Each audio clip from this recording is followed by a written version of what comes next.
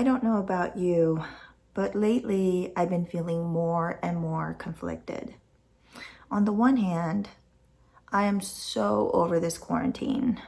I miss my mom, my sister, my brother, my friends, and I really want my kids to be back in school.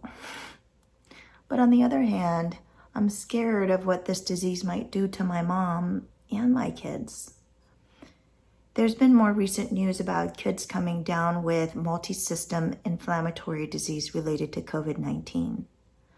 Where COVID seemed to be more of an issue for the elderly and high-risk individuals with an acute infection, now we're hearing about severe post-infectious inflammatory reaction about a month after a mild or asymptomatic infection in a small percentage of young, healthy people.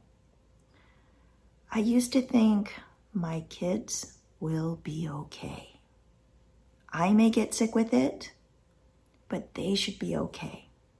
But now there's this multi-system inflammatory disease in children related to COVID. Although still rare, the risk for kids is more than previously believed.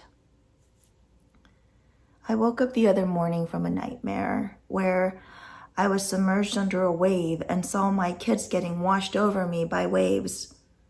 There I was drowning, while my kids were getting knocked over by waves, helpless and out of control. I woke up gasping and panicked. And that feeling stayed with me, that feeling of uneasiness. Then this verse came to me, Isaiah 41:10, and it said, "Don't be afraid, for I am with you. Don't be discouraged, for I am your God. I will strengthen you and help you. I will hold you up with my victorious right hand."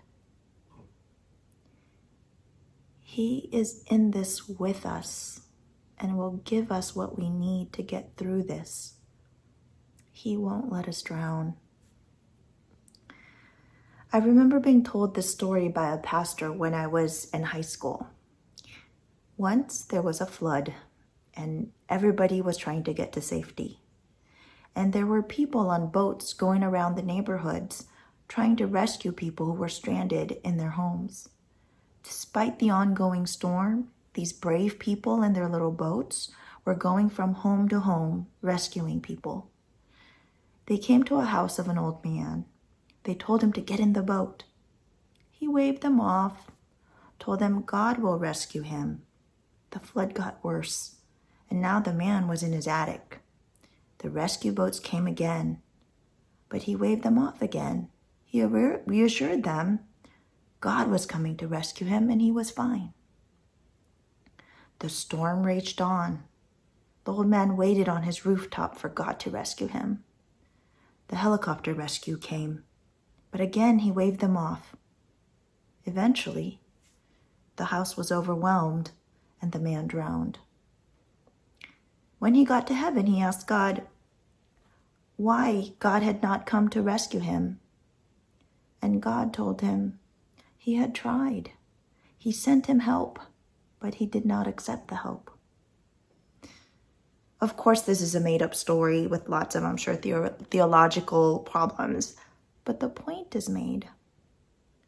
God is in the midst of all this, and he's giving us resources and help and tools to get through this.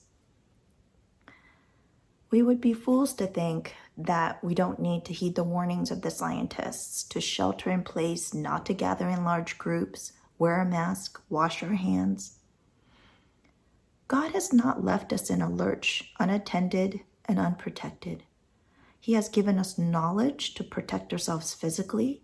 He has given us our church community, friends, and family to support us emotionally and spiritually, and himself, our source of relief and peace of mind. He's all around us if we open our eyes and hearts to it. Don't be afraid, for I am with you. Don't be discouraged, for I am your God.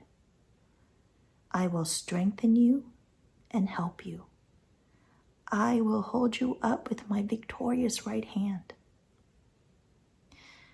As we move forward in this COVID world, we will have to decide for ourselves and our family what the balance between risk and benefit of our actions are. But God is walking this with us and will give us what we need to make good choices. You just have to trust Him and take the help He gives us. Be strengthened. He is with us. Have a blessed day.